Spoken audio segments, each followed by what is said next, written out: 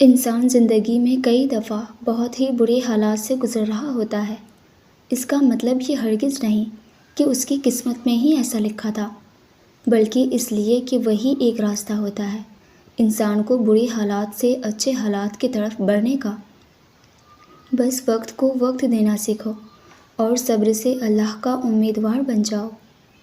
ہر صبر کی ایک کہانی ہوتی ہے اور ہر دعا کی ایک منزل۔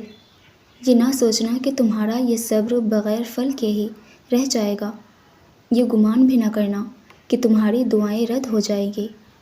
یاد رکھو کہ جس رب سے تم نے امید لگا رکھی ہے وہ ساتوں آسمانوں اور اس کائنات کا مالک ہے۔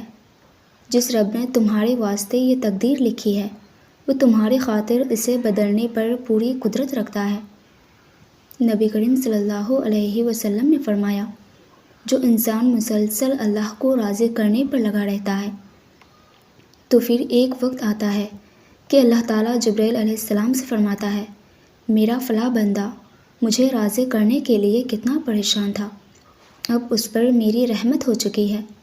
یہ سن کر جبرائیل علیہ السلام اعلان فرماتا ہے کہ فلاں بندے پر رب کی رحمت ہو چکی ہے۔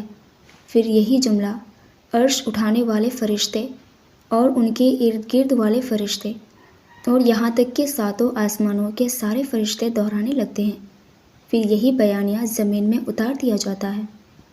وہ تم تک ہر کھوئی ہوئی چیز یوں واپس لائے گا جیسے اندھے کنویں سے یوسف کو نکال کر یعقوب علیہ السلام تک لے آیا تھا۔ تم بس صبر کرو اور اپنے لبوں پر اس رب کے لیے ہرگز شکوہ نہ لانا، پھر وہ ایسے معجزے کرے گا کہ تمہارے رونگٹے کھڑے ہو جائیں گے۔